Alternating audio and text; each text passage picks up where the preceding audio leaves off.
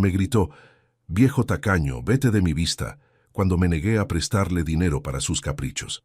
Pero lo que él no sabía es que yo tenía un secreto que cambiaría su vida para siempre. Un secreto que había guardado durante años y que estaba a punto de revelarse de la manera más inesperada. Imagínense la escena. Durante 8 años había sido el abuelo generoso que ayudaba económicamente a mi hija Mónica y su familia, pero ese día descubrí quién era realmente mi yerno. Era un jueves por la tarde, cuando Esteban llegó a casa con una sonrisa que conocía muy bien. Era la sonrisa que ponía cuando necesitaba algo, cuando venía a pedirme dinero para alguno de sus proyectos que nunca funcionaban. «Don Benjamín», me dijo con esa voz melosa que usaba cuando quería algo, «necesito hablar con usted de un tema muy importante». «¿Qué pasa, Esteban?», le pregunté, aunque ya intuía hacia dónde iba la conversación. Durante los últimos años, Esteban había desarrollado la costumbre de venir a pedirme plata para los gastos más absurdos. Una moto que necesitaba para trabajar, un curso de computación que lo iba a hacer rico, herramientas para un taller que nunca montó. «Don Benjamín, se me presentó una oportunidad de oro. Un amigo me ofreció ser socio en un negocio de venta de repuestos de auto. Solo necesito 20,000 pesos para entrar como socio». 20,000 pesos. Una suma considerable que él pedía como si fuera prestado para el colectivo. Le pregunté sobre los detalles del negocio, sobre su amigo, sobre las garantías. Sus respuestas fueron vagas, llenas de «confíe en mí» y «va a ver que funciona». Era exactamente lo mismo que me había dicho cuando pidió dinero para comprar una máquina de hacer empanadas que ahora juntaba polvo en el garage. «Esteban», le dije con calma, «ya te he prestado mucho dinero durante estos años. Creo que es hora de que aprendas a manejarte con tus propios recursos». Su cara cambió instantáneamente. La sonrisa melosa se transformó en una mueca de ira que nunca le había visto. «¿Qué quiere decir con eso?», me preguntó con un tono que no me gustó nada. «Quiero decir que no te voy a prestar más dinero», le respondí. «Es hora de que seas responsable con tu vida económica». Lo que pasó después me dejó helado. Esteban se paró de la silla como si tuviera un resorte y empezó a gritarme como nunca nadie me había gritado en mi vida. «Viejo tacaño, usted tiene plata de sobra y se hace el mezquino. Mónica me contó que tiene ahorros guardados». Siguió gritando cosas cada vez peores. «Usted se cree muy importante porque tiene unos pesos ahorrados, pero cuando se muera, toda esa plata va a ser de nosotros igual. Así que mejor nos la da ahora que la podemos disfrutar». Pero la frase que me partió el alma fue la última. «Viejo tacaño, vete de mi vista. Estoy cansado de tener que pedirle favores a un abuelo miserable que no quiere ayudar a su propia familia». Me quedé sentado en mi silla, viendo cómo mi yerno salía dando portazos de mi casa. Mónica, que había escuchado todo desde la cocina, vino a consolarme. «Papá, discúlpalo. Esteban está muy estresado con el trabajo. No quiso decir eso». Pero yo sabía que sí había querido decir eso. En ese momento de furia, Esteban había mostrado lo que realmente pensaba de mí. Para él, yo era solo una fuente de dinero que se había cerrado temporalmente. Esa noche no pude dormir. Me quedé despierto pensando en todas las veces que había ayudado a Esteban económicamente. Cuando nació mi nieto Sebastián y necesitaron pagar el hospital privado. Cuando se quedó sin trabajo y yo les pagué 3 meses de alquiler. Cuando quisieron irse de vacaciones a Brasil y no tenían dinero suficiente. Siempre había pensado que estaba ayudando a mi familia por amor, pero las palabras de Esteban me hicieron entender que para él no era amor, era obligación. Él creía que yo le debía mi dinero, que tenía derecho a él, pero había algo que Esteban no sabía, algo que ni siquiera Mónica sabía. Durante los últimos 10 años, yo había estado invirtiendo mis ahorros de jubilación en la bolsa de valores. Lo que había empezado como una inversión pequeña se había convertido en una fortuna considerable gracias a algunas decisiones muy acertadas. Para que entiendas bien esta historia, tengo que contarte sobre mi vida antes de que todo esto pasara. Yo había trabajado durante 40 años como contador en una empresa textil. Era un trabajo estable que me había permitido mantener a mi familia con dignidad, pero nunca había sido rico. Mi esposa Elena y yo habíamos vivido siempre con lo justo, Elena murió hace 10 años después de una larga enfermedad. Gastamos todos nuestros ahorros en tratamientos médicos que al final no sirvieron para salvarla. Cuando ella murió, yo me quedé solo, sin plata, sin ganas de vivir. Mónica me propuso ir a vivir con ella y Esteban, y yo acepté, porque no sabía qué más hacer. Los primeros años fueron difíciles. Vivía de mi jubilación mínima y dependía económicamente de mi hija. Me sentía como una carga, como un estorbo en su casa. Esteban, que al principio había sido amable conmigo, empezó a mostrar signos de fastidio por mi presencia. Fue en esa época cuando decidí hacer algo que nunca había hecho en mi vida: invertir en la bolsa. Tenía algo de dinero del seguro de vida de Elena y pensé que era mejor arriesgar que quedarse sin nada. Empecé comprando acciones de empresas que conocía, leyendo todo lo que podía sobre inversiones, aprendiendo de mis errores. Lo que empezó como una inversión de 50,000 pesos se fue multiplicando año tras año. Yo reinvertía todas las ganancias. Nunca gastaba nada del dinero de las inversiones. En 10 años esos 50,000 pesos se habían convertido en más de 2 millones de pesos. Pero nadie en mi familia lo sabía. Seguía viviendo como si tuviera solo mi jubilación. Seguía aceptando que me pagaran los gastos. Seguía sintiéndome agradecido por cada peso que me daban. Y mientras tanto, mi cuenta bancaria crecía mes a mes. ¿Por qué no les dije nunca sobre el dinero? Al principio porque quería estar seguro de que las inversiones iban a funcionar. Después porque me di cuenta de que era una buena prueba para ver cómo me trataba mi familia cuando creían que yo no tenía nada. Durante estos 8 años, Esteban había venido a pedirme dinero más de 20 veces. Siempre le prestaba porque pensaba que era mi obligación como suegro ayudar a la familia de mi hija. Pero ahora me daba cuenta de que había creado un monstruo. Esteban se había acostumbrado a que yo fuera su solución para todos sus problemas económicos. Después del episodio de los gritos, decidí que había llegado el momento de hacer un cambio radical en mi vida. Ya no quería seguir siendo el abuelo que prestaba dinero para que después lo trataran como un tacaño cuando se negaba a hacerlo. Al día siguiente, llamé a mi asesor financiero. «Rodrigo», le dije, «quiero que vendas todas mis acciones. Voy a necesitar el dinero en efectivo». «¿Está seguro, don Benjamín? Sus inversiones están en el mejor momento. ¿Para qué necesita tanto dinero en efectivo?» «Para algo que debería haber hecho hace mucho tiempo», le respondí. En una semana tenía 2,300,000 pesos depositados en mi cuenta corriente. Era una cifra que jamás había imaginado tener. Pero mi plan no era solo retirar el dinero. Mi plan era enseñarle a Esteban una lección que no iba a olvidar nunca. Una lección sobre el respeto, sobre la gratitud y sobre las consecuencias de tratar mal a las personas que te ayudan. El lunes siguiente, mientras Esteban estaba en el trabajo y Mónica había ido al supermercado, empecé a ejecutar mi plan. Primero fui al banco y retiré 50,000 pesos en efectivo. Después fui a una inmobiliaria del centro y alquilé un departamento pequeño pero cómodo a 10 cuadras de la casa de Mónica. «¿Para cuándo lo necesita?», me preguntó la empleada de la inmobiliaria. «Para esta misma semana», le respondí. «Voy a pagar 6 meses por adelantado». La cara de sorpresa de la mujer fue impagable. Probablemente no esperaba que un jubilado de 67 años pagara 6 meses de alquiler de una sola vez. También fui a una mueblería y compré todo lo necesario para mi nuevo departamento: cama, heladera, televisión, mesa, sillas. Todo modesto pero nuevo, todo elegido por mí, para mí. «¿Cuándo quiere que le entreguemos todo?», me preguntó el vendedor. «El jueves por la mañana», le respondí. El miércoles por la noche, durante la cena, les comuniqué mi decisión a Mónica y Esteban. «Tengo algo importante que decirles», comencé. «He decidido irme a vivir solo. Ya alquilé un departamento y mañana me mudo». El silencio que siguió fue absoluto. Mónica me miraba con la boca abierta. Esteban había dejado de masticar. «¿Cómo que te vas a vivir solo?», me preguntó Mónica. «¿Con qué dinero pagaste un departamento?». «Con mis ahorros», le respondí.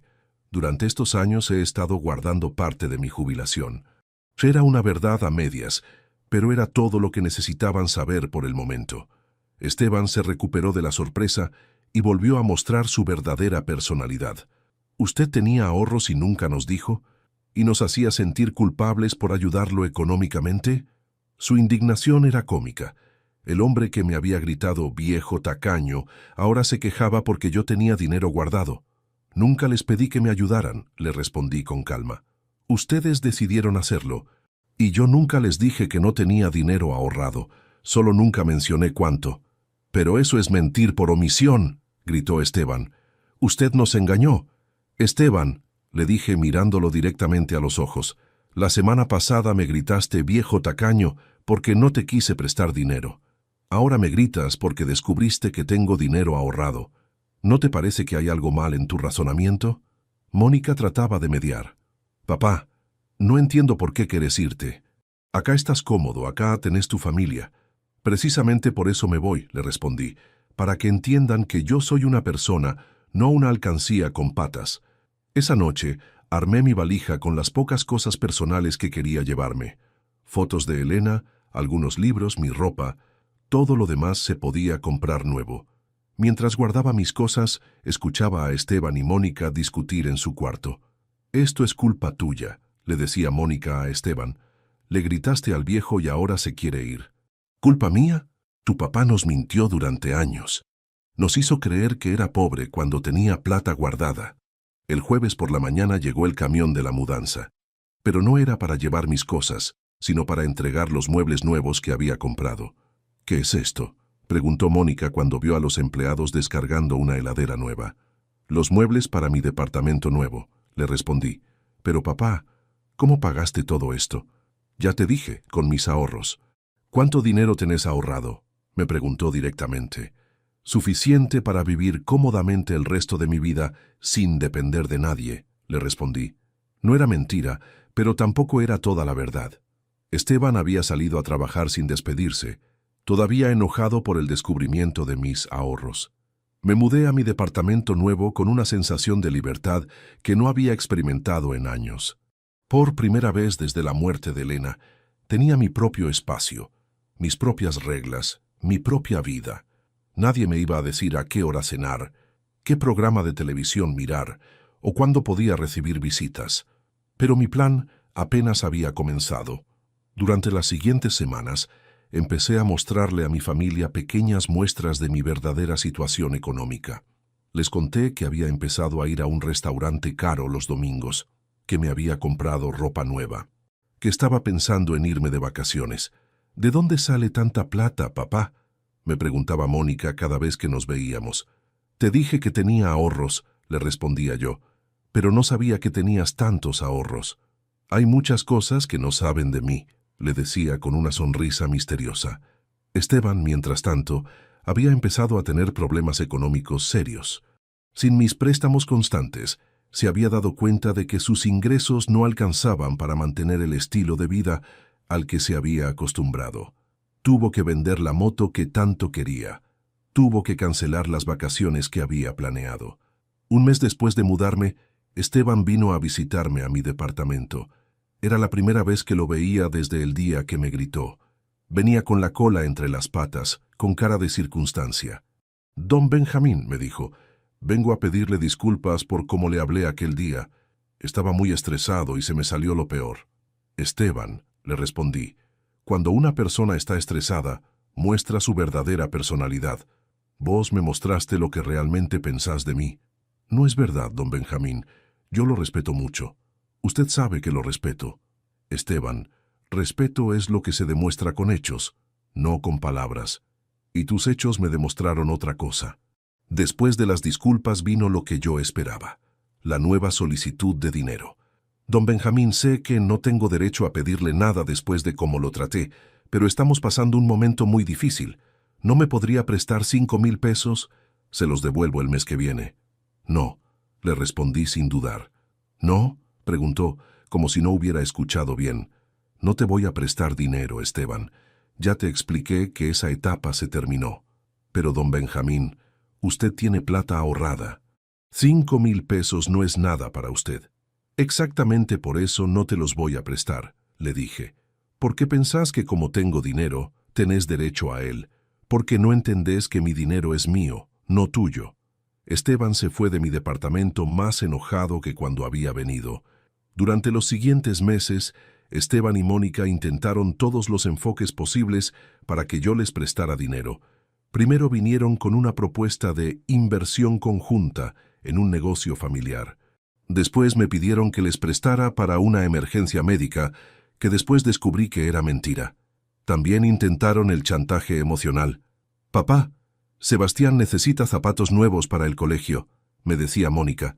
«Tu nieto no puede ir descalzo». «Entonces trabajen más para comprárselos», le respondía yo. «Yo ya crié a mi hija, ahora es tu turno de criar al tuyo».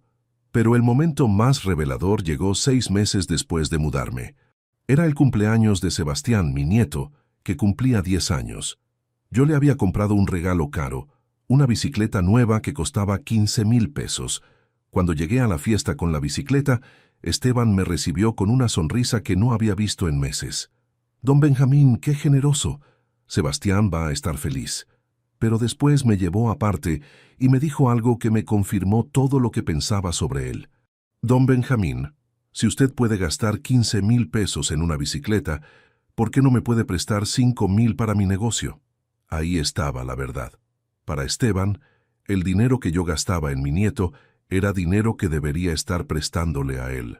«Esteban», le dije, «hay una diferencia fundamental entre gastar mi dinero en lo que yo quiero y prestártelo a vos para que lo gastes en lo que vos querés. La diferencia es que uno es mi derecho y lo otro es tu capricho». Esa noche, durante la fiesta, empecé a ejecutar la segunda parte de mi plan. Había decidido que era hora de revelar toda la verdad sobre mi situación económica, no solo para sorprender a mi familia, sino para enseñarles una lección definitiva sobre el respeto y la gratitud. «Tengo algo importante que contarles», les dije durante la cena. «Durante estos años, ustedes creyeron que yo tenía solo algunos ahorros guardados. La verdad es un poco diferente. Saqué de mi bolsillo un papel con el estado de mi cuenta bancaria. Mi situación económica actual es de 2,400,000 pesos», les dije.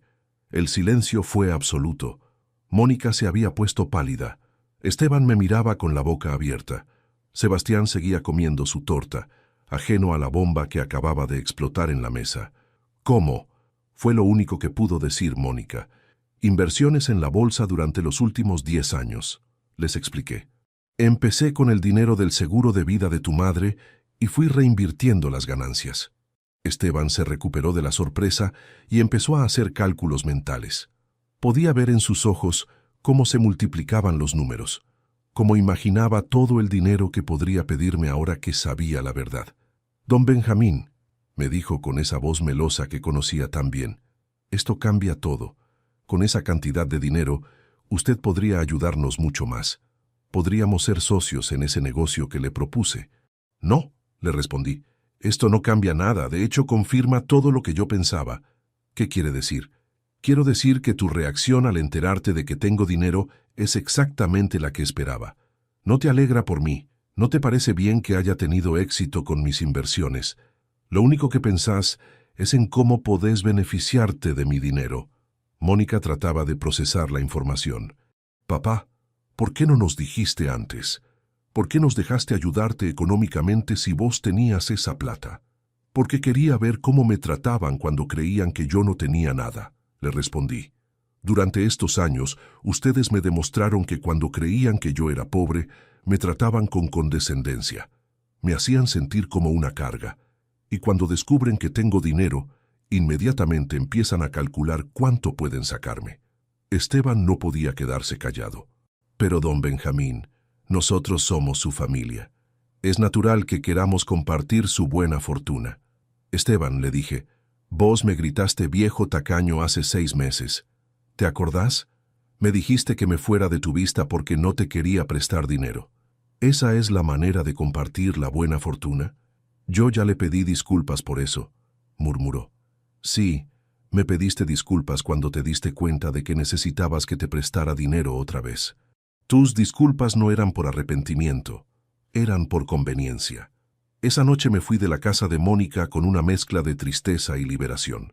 Tristeza porque había confirmado lo peor de mi familia.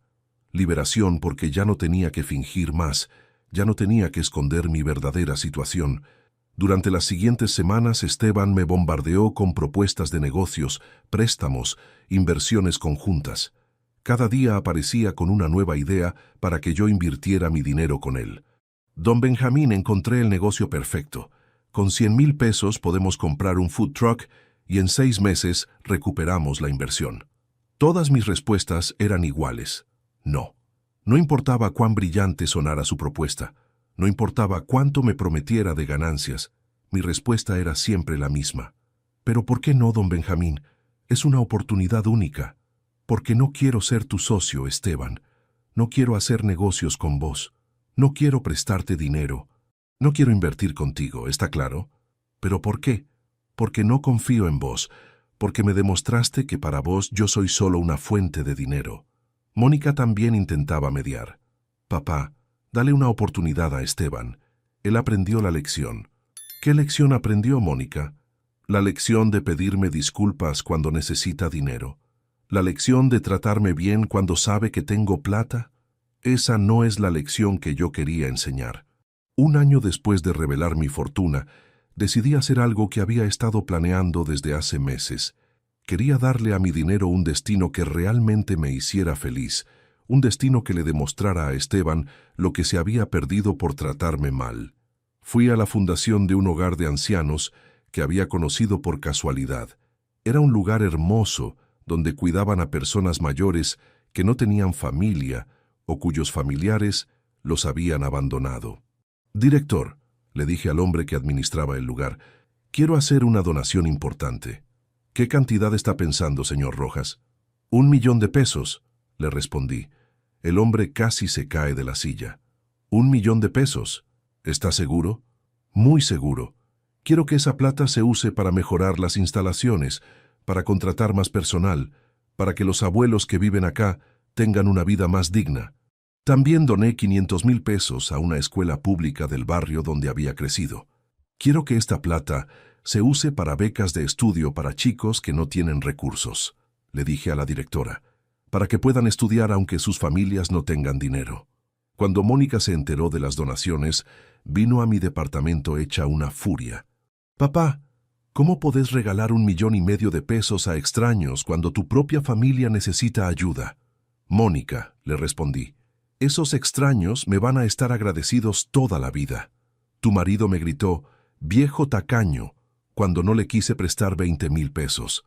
Pero nosotros somos tu familia. Una familia que solo me valora cuando descubre que tengo dinero, le dije. Una familia que me trata bien solo cuando necesita algo de mí. Esteban también vino a reclamarme por las donaciones. «Don Benjamín, ¿cómo puede regalar esa plata? Con ese dinero nosotros podríamos haber montado 3 negocios». «Exactamente por eso lo doné», le respondí. «Para que entendieras que prefiero regalárselo a gente necesitada antes que prestártelo a vos». «Eso es venganza», me gritó. «Usted está tirando la plata por despecho». «Esteban», le dije, «cuando vos me gritaste viejo tacaño, ¿eso era despecho o era tu verdadera personalidad?» 2 años después de mudarme a mi departamento, mi vida había cambiado completamente. Ya no tenía que escuchar pedidos de dinero constantes. Ya no tenía que fingir ser más pobre de lo que era. Ya no tenía que aguantar faltas de respeto por parte de mi yerno. Con el dinero que me quedaba, me dediqué a hacer cosas que siempre había querido hacer pero nunca había podido. Me fui de viaje a Europa, algo que Elena y yo siempre habíamos soñado, pero nunca habíamos podido costear. Recorrí París, Roma, Madrid, recordando a mi esposa en cada lugar hermoso que visitaba. También empecé a estudiar. Me anoté en un curso de Historia del Arte en la universidad, algo que me había interesado toda la vida, pero que nunca había tenido tiempo de hacer. A los 68 años me convertí en el estudiante más mayor de mi clase, pero también en uno de los más entusiastas. Mónica venía a visitarme una vez por mes. Al principio nuestras conversaciones eran tensas, llenas de reproches y reclamos, pero de a poco fuimos encontrando una nueva forma de relacionarnos, una relación donde ella me respetaba como persona, no como fuente de ingresos. «Papá», me dijo en una de esas visitas, Creo que entendí por qué hiciste todo esto. ¿Qué entendiste? Que nosotros te estábamos usando, que no te valorábamos como persona, sino como alguien que nos podía resolver los problemas económicos. Me alegra que lo hayas entendido, le respondí. Pero lo que más me alegra es que lo hayas entendido vos, no Esteban. Esteban todavía está resentido, me confesó. Dice que fuiste injusto con él. Mónica, tu marido me faltó el respeto de la manera más hiriente posible. Me gritó viejo tacaño porque no le quise prestar dinero para otro de sus proyectos fallidos. Si él considera que mis acciones fueron injustas, es porque todavía no entendió lo que hizo mal. Sebastián, mi nieto, que ahora tenía 12 años, también empezó a visitarme regularmente. Era el único miembro de la familia que no tenía interés en mi dinero, el único que venía a verme porque realmente quería estar conmigo. Abuelo me preguntó un día, ¿por qué papá dice que sos egoísta? ¿Qué pensás vos, Sebastián? ¿Te parece que soy egoísta? No sé, abuelo. A mí me parece que papá está enojado porque no le das plata. La inocencia de mi nieto me hizo reflexionar sobre toda la situación. Sebastián, ¿vos crees que yo tengo la obligación de darle dinero a tu papá? No sé, abuelo, pero me parece que si alguien te grita y te trata mal, después no puede pedirte favores. La sabiduría de un niño de 12 años había resumido perfectamente toda la situación. Esteban pretendía que yo lo ayudara económicamente después de haberme faltado el respeto. Pretendía que yo ignorara su comportamiento y siguiera siendo su banco personal. 3 años después del episodio del viejo tacaño, decidí hacer algo que había estado posponiendo. Quería hablar con Esteban una última vez, no para reconciliarme con él, sino para cerrar definitivamente ese capítulo de mi vida. Lo invité a mi departamento un sábado por la tarde.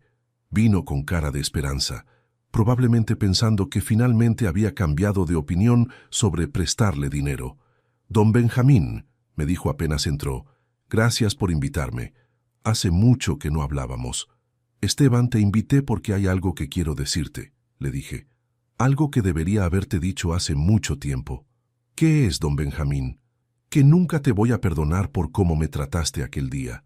Su cara cambió instantáneamente. Pero, don Benjamín, yo ya le pedí disculpas 1000 veces. Sí, me pediste disculpas cuando te diste cuenta de que necesitabas mi dinero otra vez, pero tus disculpas no eran sinceras, eran calculadas. No es verdad, don Benjamín, yo realmente me arrepiento de lo que le dije. Esteban, ¿sabes cuál es la diferencia entre arrepentirse y lamentarse? Una persona se arrepiente cuando entiende que hizo algo malo. Una persona se lamenta cuando entiende que hizo algo que le trajo consecuencias negativas. Vos no te arrepentís de haberme faltado el respeto, le expliqué. Vos te lamentás de que esa falta de respeto te haya costado el acceso a mi dinero. Es muy diferente. Esteban trató de defenderse. Don Benjamín, yo entiendo que me equivoqué. Por eso vengo a pedirle que me dé otra oportunidad. ¿Otra oportunidad para qué? Para que vuelvas a pedirme dinero. ¿Para que vuelvas a gritarme cuando no te dé lo que querés? No, don Benjamín. Otra oportunidad para demostrarle que cambié. Esteban, vos no cambiaste. Vos aprendiste a disimular mejor. Aprendiste que no podés gritarme porque después no te presto dinero. Pero en el fondo, seguís pensando que tenés derecho a mi plata. Se quedó callado porque sabía que era verdad. La diferencia entre nosotros, le dije, es que yo aprendí cuánto valés realmente. Y vos todavía no aprendiste cuánto valgo yo. Don Benjamín, ¿qué puedo hacer para que me perdone? Nada, le respondí. Absolutamente nada. Porque el perdón se gana con cambios genuinos, no con palabras bonitas dichas por conveniencia. Esteban se fue de mi departamento esa tarde con la certeza de que nunca más iba a recibir un peso de mi parte. Pero más importante aún, se fue sabiendo que había perdido para siempre el respeto de alguien que lo había ayudado durante años. Mónica vino a verme unos días después. Papá, Esteban me contó lo que hablaron. ¿No te parece que fuiste muy duro con él? Mónica, le respondí. Durante 3 años tu marido ha venido a pedirme disculpas cada vez que necesita dinero. Durante 3 años yo le he explicado por qué no se las acepto. Si todavía no entendió, es porque no quiere entender. Pero papá, la gente puede cambiar. Por supuesto que puede cambiar, pero Esteban no cambió. Esteban aprendió a actuar como si hubiera cambiado. Es muy diferente. Durante los meses siguientes, mi vida se estabilizó en una rutina que me hacía genuinamente feliz. Me levantaba cuando quería, desayunaba leyendo el diario, iba a mis clases en la universidad, almorzaba en restaurantes diferentes, pasaba las tardes leyendo o caminando por el parque. Los fines de semana recibía la visita de Sebastián, que se había convertido en mi compañía favorita. «Abuelo», me dijo un día, «¿vos crees que papá va a cambiar algún día?» «No lo sé, Sebastián, pero si cambia, va a tener que hacerlo por él mismo, no para conseguir algo de mí. ¿Y si él cambia de verdad? ¿Le vas a dar otra oportunidad?» «Sebastián, cuando alguien te muestra quién es realmente, tenés que creerle. Tu papá me mostró que para él yo era solo una fuente de dinero. Esa información no se puede borrar». Un año después de esa última conversación con Esteban, recibí una noticia que me cambió la vida. El médico me diagnosticó un problema cardíaco que requería cirugía inmediata. «Es una operación compleja», me explicó, «pero con las nuevas técnicas las probabilidades de éxito son muy altas». Cuando Mónica se enteró de mi enfermedad, vino inmediatamente a verme. «Papá, ¿por qué no me dijiste antes que te sentías mal?» «Porque no me sentía mal», le respondí. «Fue durante un chequeo de rutina que descubrieron el problema». «¿Y la operación cuándo es?» «La semana que viene». «Papá, queremos estar ahí para apoyarte». «Mónica, vos podés estar, pero no quiero que venga Esteban». «¿Por qué?» «Porque no quiero fingir que tenemos una buena relación cuando estoy enfermo. Si no la tuvimos cuando estaba sano, no la vamos a tener ahora». La operación fue un éxito. Después de 3 días en terapia intensiva, me trasladaron a una habitación común donde pude recibir visitas. Mónica venía todos los días.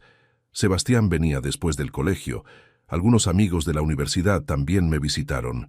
Pero quien no apareció fue Esteban. Durante la primera semana pensé que era porque yo le había dicho a Mónica que no lo quería ver. Pero después me enteré de la verdad. Esteban no había venido porque estaba esperando que yo me muriera para heredar mi dinero. «Papá», me contó Mónica una tarde, «tengo que decirte algo que me da mucha vergüenza». «¿Qué pasa?» «Esteban estuvo preguntando sobre tu testamento. Quería saber si habías dejado todo arreglado, si había algún problema legal con la herencia». La información me dolió, pero no me sorprendió. «¿Y vos qué le dijiste?» «Que no sabía nada de tu testamento, que nunca hablamos de esos temas». «¿Y él qué dijo?» «Que era importante que lo averiguara, que había que estar preparados para cualquier cosa». Esa conversación me confirmó todo lo que había pensado sobre Esteban durante estos años. Para él, yo nunca había sido una persona. Había sido una fuente de dinero en vida y una herencia potencial en muerte. Cuando me recuperé completamente de la operación, decidí hacer algo definitivo respecto a mi testamento. Fui a ver a mi abogado. «Doctor Villalobos», le dije, «quiero cambiar mi testamento completamente». «¿Qué cambios quiere hacer, don Benjamín?»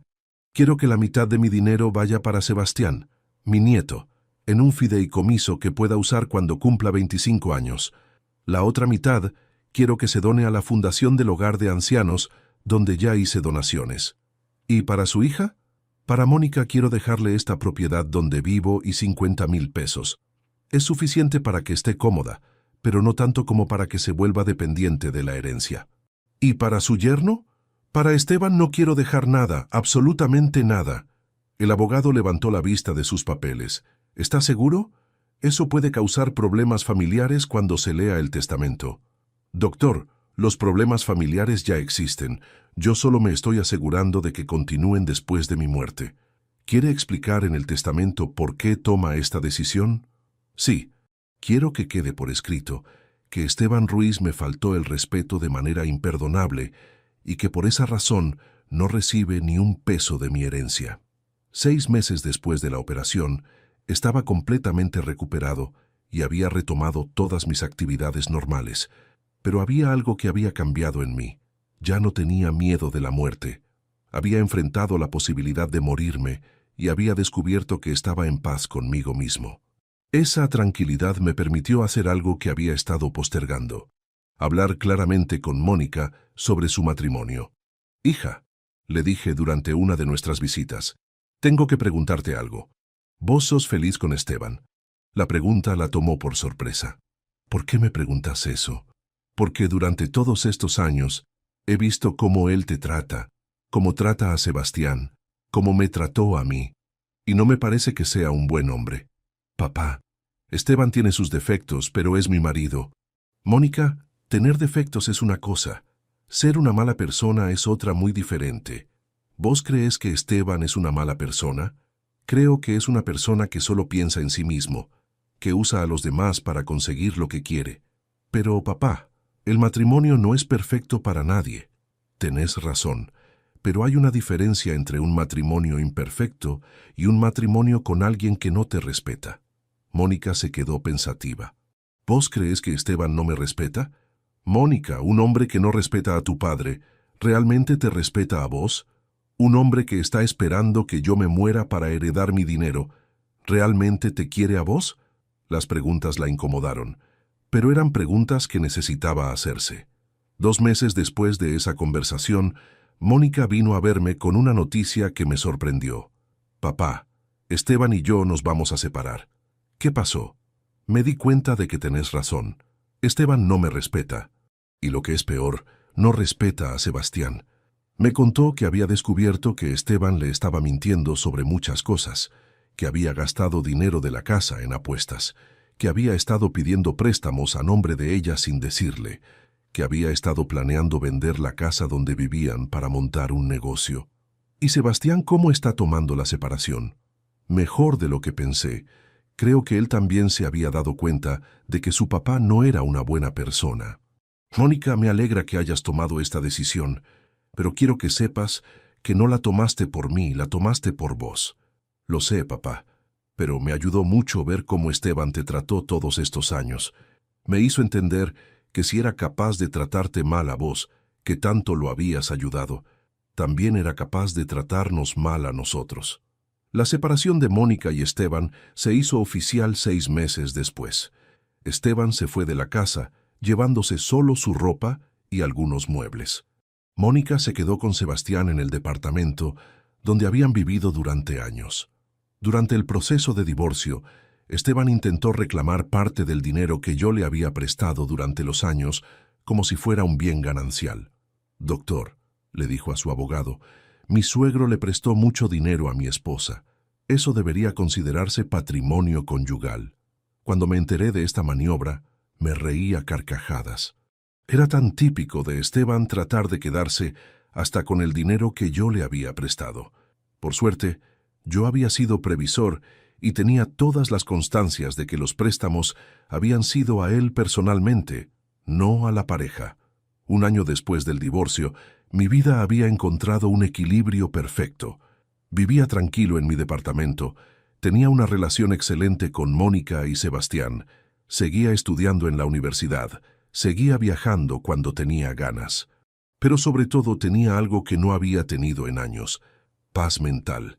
Ya no tenía que escuchar pedidos de dinero constantes, ya no tenía que fingir que respetaba a alguien que no me respetaba, ya no tenía que tolerar faltas de respeto por el bien de la familia.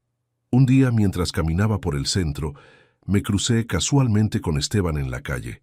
Era la primera vez que lo veía desde hacía más de 1 año. Estaba más flaco, con ropa gastada, con cara de alguien que la vida no le había ido bien. Don Benjamín, me dijo cuando me vio, ¿cómo está?